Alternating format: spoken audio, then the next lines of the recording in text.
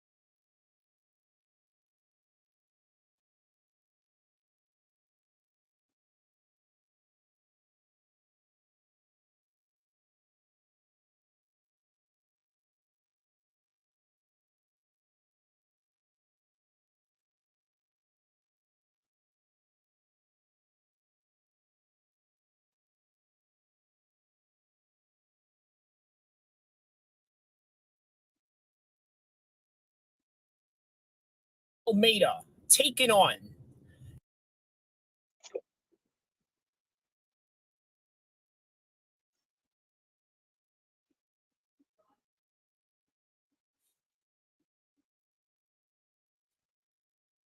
none other than Derrick Lewis, which, by the way,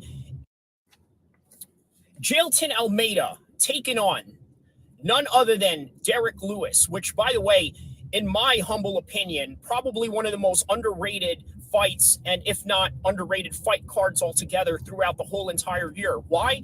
For the simple fact that you have Francis Ngannou taking on Tyson Fury in a performance that he had put on, and then a week prior to that, you had the likes of Logan Paul taking on Dylan Dennis, which was a big matchup in and of itself. And then on top of that, you had Islam Makhachev taking on Volkanovski for the second time as a surprise opponent. And then on top of that, you had Khamzat Chimaev, who is basically in the same boat as Tyson Fury, a guy that everybody expected to win, but for one reason or another, just wasn't able to pull the trigger in the way that people had expected them to pull out a blowout performance of some sort. Well, now in comes Derrick Lewis, which, by the way, really falls in line with this entire storyline and all these big fights that are happening. Well, why? For one, Derrick Lewis gave Francis Ngannou somewhat of one of the hardest fights of his career. And when I mean hardest, I don't mean in a painful matter. I don't mean in a matter that required him to, let's say, pull out all of his anaerobic lactic acid and having to be so tired by the end of it all that he just couldn't raise his arm anymore. Well, that's further from the truth, because guess what? Francis Ngannou looked like he barely tried in that fight. Why? Because Derrick Lewis is a knockout machine just like him. Maybe in a different way. Maybe Derrick Lewis is not as athletic as Francis Ngannou, but you couldn't tell by that fight that they had back in, goodness, when was that? Maybe 2018 or 2019. And that was just right before the pandemic, where Francis Ngannou came back and knocked out Rosenstruck within 20 seconds, just going in there with reckless abandonment. No details to his particular technical prowess of any kind, which is the reason why a lot of people didn't really rate him that high going into a boxing match with Tyson Fury, because the guy's a bit of a swinger. He doesn't really plot his shots in any kind of way, and this was the result that you got. However, he was taking on Derrick Lewis, who is a heavy knockout striker, right? So he had to be very careful, and it was a very lackluster match. It was only 3 rounds. Obviously, they had 15 minutes to work, but within those 15 minutes, it literally looked like 2 players that were playing a fighting game that abandoned their controller. At some point of the fight, it looked like that. Another example I could cite that had some similar appearances to that extent is maybe Israel Adesanya taking on Yoel Romero, another extremely lackluster situation they had going on. So because of that, Derrick Lewis won that fight, and not by much, but they had to give some kind of winner, and they gave it to the guy that at least attempted the most strikes in that particular fight, which was Derrick Lewis, and there was barely any shots that connected in that particular fight in the first place. So that's that. Now, here he is being shuffled in this weekly schedule of constant bombardment of combat sports, now having to follow up with Fury and Ngannou, and then his fellow UFC colleagues or coworkers, none other than Islam Makhachev and Volkanovski, and that whole entire card of UFC 284. Now he has to somehow go after those people, right? And now he has to pull out a performance in a very tough fight against Jailton Almeida. So what do I know about Jailton Almeida? This guy is one of the most well-rounded fighters that I have ever seen come into the heavyweight division. And why do I mention that? Why can't I just say that he's a well-rounded fighter overall in any weight class? Why did I specifically say heavyweight division? Well, because let's just be real. The heavyweight division is not exactly the most well-rounded. They aren't exactly always the most exciting guys, other than, of course, the brutality of the knockout that they can bring in these fights. Those are the only things that you can really consider with that.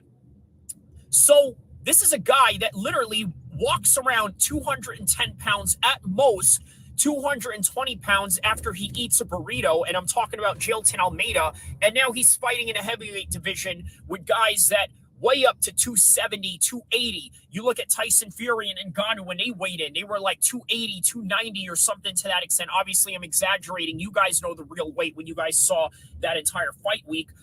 But they literally have to fight down to 265 if they were to fight in the heavyweight division, because MMA has weight limits, and rightfully so, because there's grappling aspects involved, and having a 280-pound guy lay on top of you, it's very difficult business.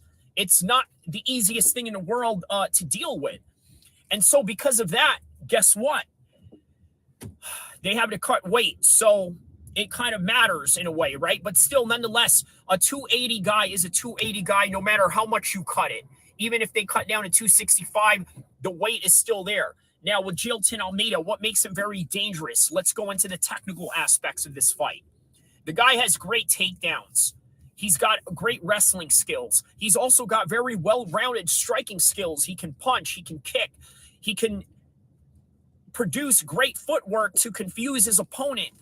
And not only that, he's from Brazil, so naturally, not to stereotype them in any way, but they're going to have great jiu-jitsu. It's just one of the things that's big within their national sport and their, I guess, programs that is available to them down there. So he's a well-rounded fighter in a nutshell.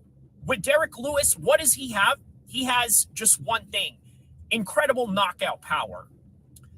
This is a problem for a guy taking on somebody as well-rounded as Jailton Almeida. This is a very big problem for Derrick Lewis, because he's not going to have the wrestling to deal with Jailton Almeida. And not only that, he doesn't have the stamina, I think, to deal with the 5-round pressure that I believe Jailton Almeida is going to put on Derrick Lewis. My official prediction for this fight, before I sign off and for you guys to like and subscribe, I'm going to go with Jailton Almeida, 3rd round submission. Somewhere in the fight, he's going to rock Derrick Lewis. He's going to surprise him. He's going to let him know that, hey, I can strike with you too. I can show you that I am a formidable striker. Not only am I a formidable striker, I can probably put your butt down. And that's literally what he is going to do in this fight.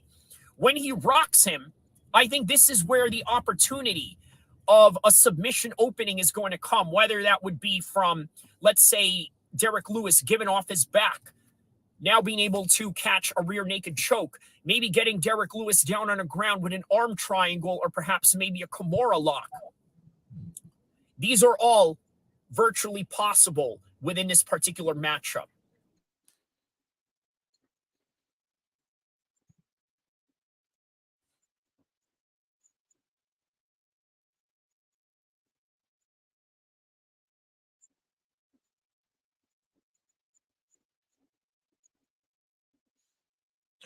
All right.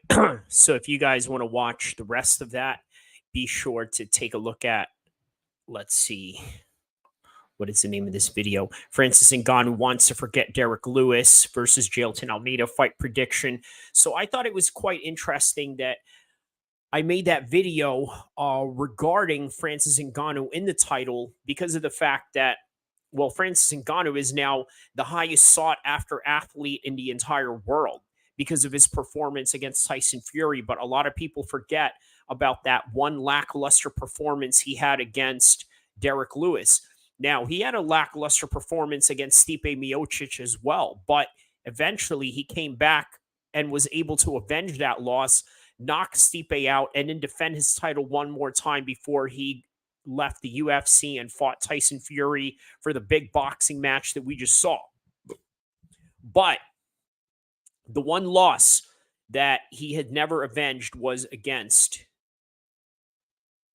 Derrick Lewis. And it just seems like everybody was beating Derrick Lewis from then on out. You had Daniel Cormier make easy work of him, which is the reason why I had thought this particular fight with Jailton Almeida was going to end a lot sooner than I thought. But reality struck that Jailton Almeida is just not the type of high-level grappler that DC is. Now, is he a great grappler? Yes, he's great enough to be able to handle a lot of these heavyweights, and I think that is the main story that you really can take out of this whole entire thing. He's good enough to take most heavyweights down, control them, win rounds, and maybe even get some ground and pound shots here and there. And then there are some that are just not going to get away with getting hit like that on the ground. And then on top of that, the submission attempts that he went for, which I had predicted. I said that he was going to come in there and use a lot of arm triangle chokes, and lo and behold, this is what had happened. He tried to control his arms a few times there, but Derrick Lewis's defensive submission defense has really improved to where it became rather difficult for Jailton Almeida to do any of those things. And in turn, guess what? This just makes Jailton Almeida look really bad because he's supposed to come in here as his top prospect. And, well, there was just a lot of expectations, right? Especially on the finishing side of things. Now, when you look at tonight, Nicolas Dalby, he had his win against Bonfim and gave him his first loss of his career, right? If you take a look at that fight, I don't know if I'm able to show you the footage, but within the second round, with about 38 seconds left, he goes and gets a knee right on Bonfim. He gets him down, starts grounding, pounding him with 30 seconds left, and then just finishes the fight right there. Right? That's basically the Dalby versus Bonfim matchup. He was undefeated, Bonfim, going into that fight. What are we looking at? Like maybe perhaps 15-0 before this particular fight. And Nicolas Dalby, they had sort of this promo they had going on for him where they were talking about how he needed to take a break for quite some time. He was there with his daughter. They showed like some pictures of him and his family. Let's see, what are some of his fights that he's had going on? So it looks like he's had quite a bit of some winning streak here during the year, right? So back in UFC 283, he gets a decision win against Warley Alves, by the way, a guy who has a win over Colby Covington. And then he gets a split decision win against Muslim Salikov back in June.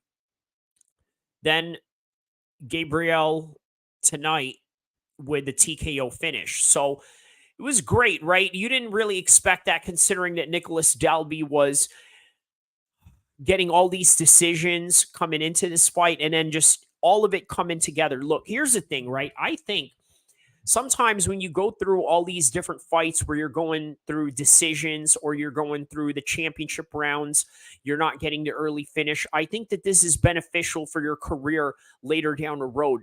Somewhere down the road, when you're accumulating all these rounds, eventually you're just going to start knocking dudes out, especially in MMA, where it is just an absolute coin toss of a sport when it comes to, let's say, who's going to win and how and when and where, and sometimes just the unexpected that comes about with everything else. So this is sort of what Nicolas Dalby showed us tonight. He showed us that, yes, Bonfim was in here. He was a hometown fighter, undefeated, had everything going for him. By the way, he was winning this fight just based on the wrestling alone. Okay, we're talking about like 3 out of 5 takedowns from Gabriel. 5 attempts, 3 of them he got. Nicholas wasn't able to get any control time at all. We're talking about like just an easy win from what it seems like for Gabriel. And then out of nowhere, Nicholas was able to catch him with that knee and ground and pound him for the finish. So, yeah, man, Nicolas Dalby is trending right now based on that fight, at least with the hardcore community, because it's never easy to come in there and beat an undefeated fighter. And lo and behold, he was able to do that tonight, with just some sharp elbows, punches, and knees that stunned a Brazilian right around the 4 minute and 30-second part of the second round. And that was it right there. Other notable mentions on the card tonight. Obviously, you had, let's see, Rodrigo Nascimento Ferreira taking on Dontel Mays. It was quite an interesting striking fest these two guys had going on, right? Obviously, 50% striking percentage, literally for both guys. A significant strike seems to be on the side of Dontel Mays, but somehow they were able to give the fight to Rodrigo. Now, is it just based on his aggression? I mean, that's just a little bit suspicious there. I mean, maybe it's just one of those situations where the judges were a little bit more favorable towards a hometown guy, but nonetheless, that's the matchup right there, the other heavyweight fight of the card. And then Caio Borajo taking on Abu Smagomedov. Second straight loss from Abu Smagomedov. We thought that, he went in there with Sean Strickland.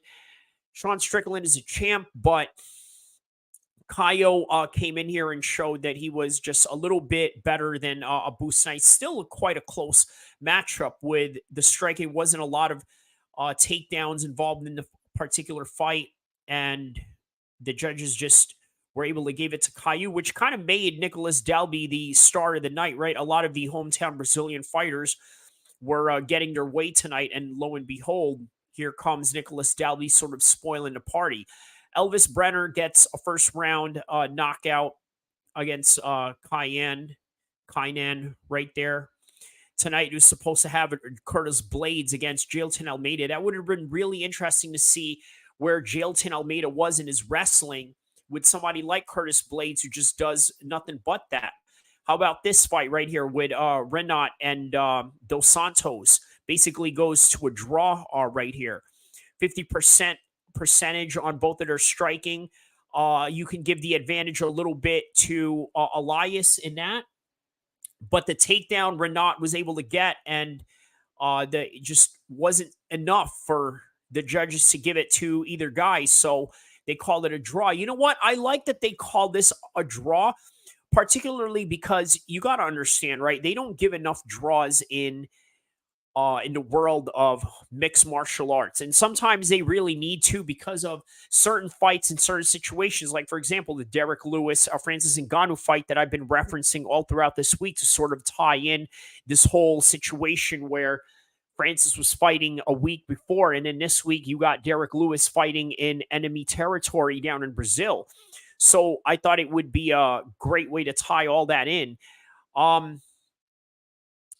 So that fight should have been a draw as well with Francis Ngannou and Derrick Lewis, but it wasn't, right? For one reason or another, one judge or another judge just seemed a little bit shy to do it, or just maybe the combination of their scoring together didn't pan out that way, which is a reason why they have three judges, so that you get all these variations of results and decisions and whatnot. So, Vitor Petrino taking on Modestus Bukakis, the former Cage Warriors champion, rather. Gets a second round knockout. It just seemed like out of nowhere he put his lights out in that one. So I urge you guys to take a look at the highlights on that. Can't really show you any of that. Angela Hill gets a decision. How about Angela Hill? Just an absolute workhorse is Angela Hill, right? Because this is a person that constantly takes fights in a moment's notice. And you know what? Here's something interesting I found out about Angela Hill. This person literally works out the day of the fight. Now, I don't know how conducive that is going into the cage, but guess what? For some people, it works out, right? Everyone's body is different. Everyone needs a certain rest period. Some people need a little bit of an activity period. And then some people peak a little bit differently during fight week. And Angela Hill just seems to be one of those people, just a female Donald Cerrone in her prime, in her particular moment of time right now. So big ups to her for her win against Denise Gomez. Gets 5 takedowns in this whole entire fight, 62% total striking, and another win for Angela Hill on that one. Eduardo Mora remains undefeated against Mozarat Ruiz. This was a very good win for her. Second round TKO finish right here. And then how about this? The first fight of the night.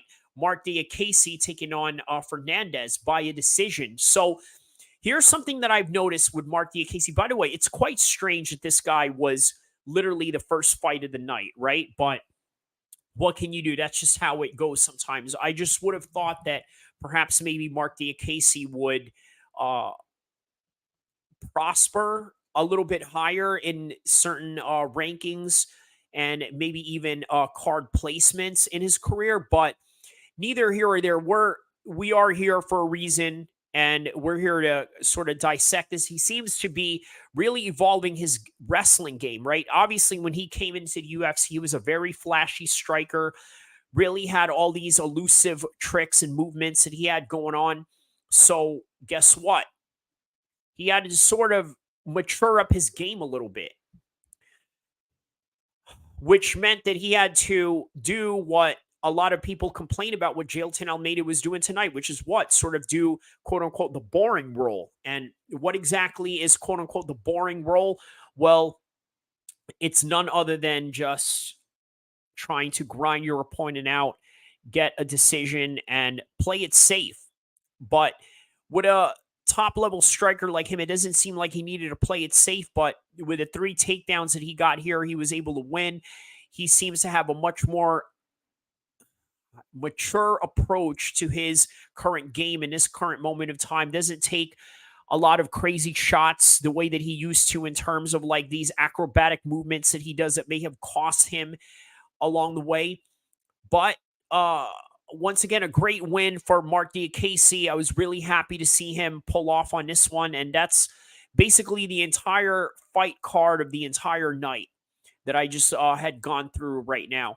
So let's see here. What do we have on the agenda? I have a video coming out. Let me see. I'm going to show it to you guys right now. It's premiering right now, actually. Let me show you guys. It is called Francis Needs the Saudis to make John Jones, to make the John Jones fight, and the Middle Eastern geopolitics that goes along with it. I'm going to show you guys this from the very beginning, and I will be right back.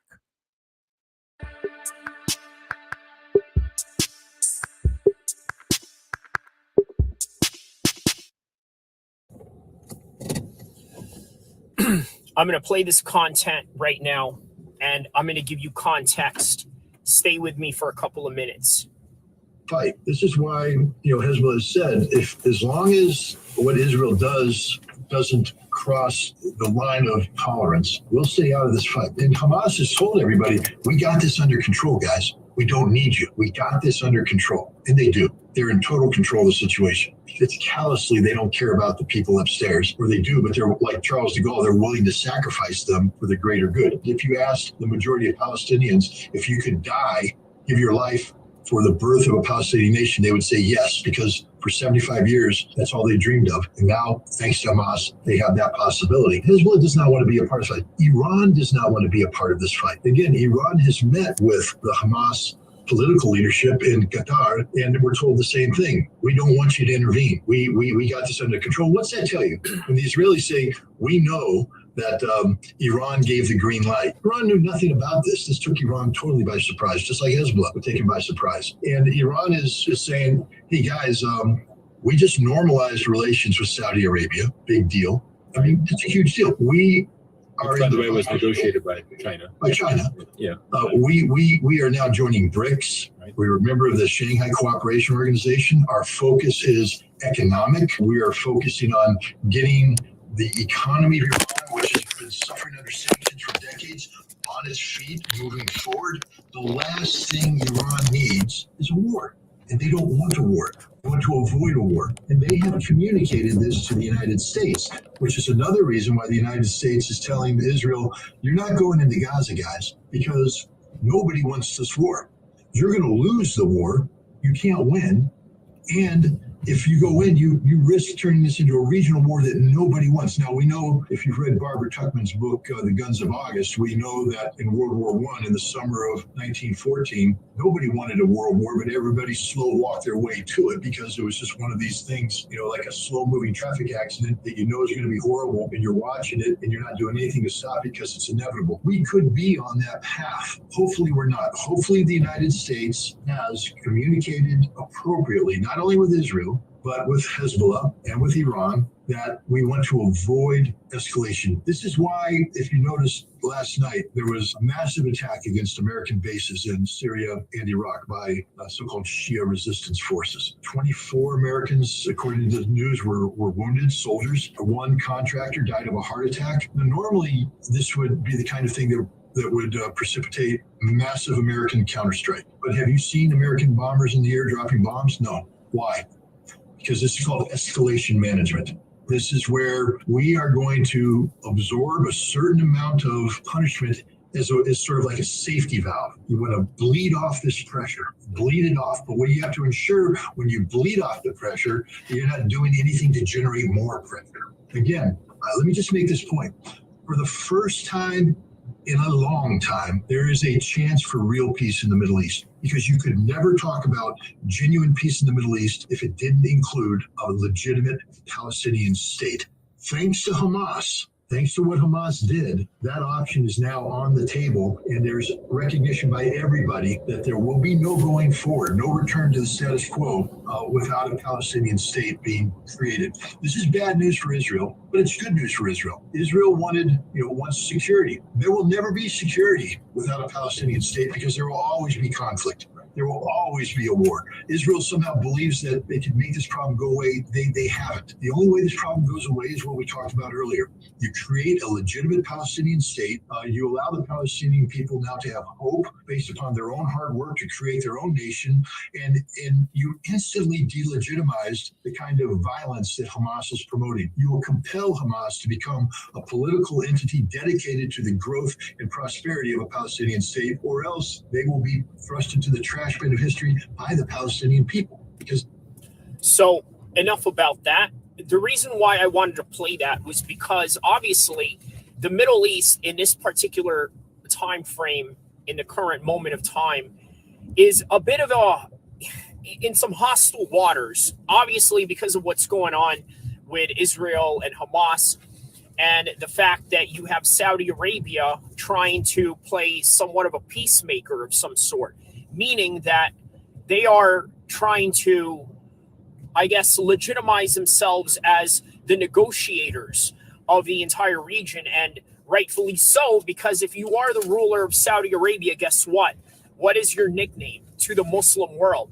What? The custodian of the holy mosques, the two holy mosques, one in Medina and one in Mecca, so on and so forth. So what we have going on with Saudi Arabia right now is a situation where they understand how to negotiate.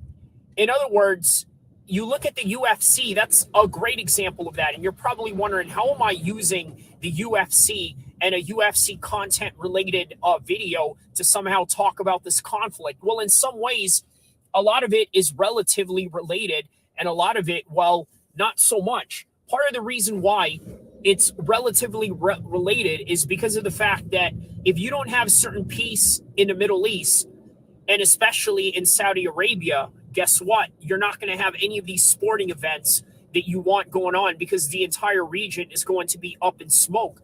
So in relation to what's going on with Hamas and its leadership, and not only that, the people that are trying to negotiate with them, such as other countries that are involved, Iran, you have Qatar, you have Saudi Arabia, you have Bahrain, you have all these people that are in neighboring neighboring regions of the Middle East, and that also includes Egypt, because guess what? Egypt is also on the verge of hosting themselves their own UFC fight nights, or perhaps maybe a pay-per-view. Saudis for sure are going to host a pay-per-view somewhere in March time, and they're going to try to do it before that big April card of UFC 300, which will more than likely probably take place in Vegas. But before that, they want to fill in a certain number of international cards they have going on. Traditionally, the UFC would have shows in March that would involve, let's say, London or maybe even Paris or something to that extent. Well, you can't have any of those if the entire region is on fire, right? So it's very important to talk about these things. But also, you got to understand a couple of things about this particular subject with Saudi Arabia. You know that the UAE is in business with the UFC, yet the UAE doesn't mind that Saudi Arabia is doing business with the UFC as well somewhere down the road, after they just had this big boxing match with Francis Ngannou, which, by the way, really ties in to this whole entire story. Now, why is that? For one, not to mention the fact that Francis Ngannou had this great opportunity of a lifetime, and having to do it without the UFC, and then not having to pay them a certain amount of money just so they can co-host or co-promote the entire promotion.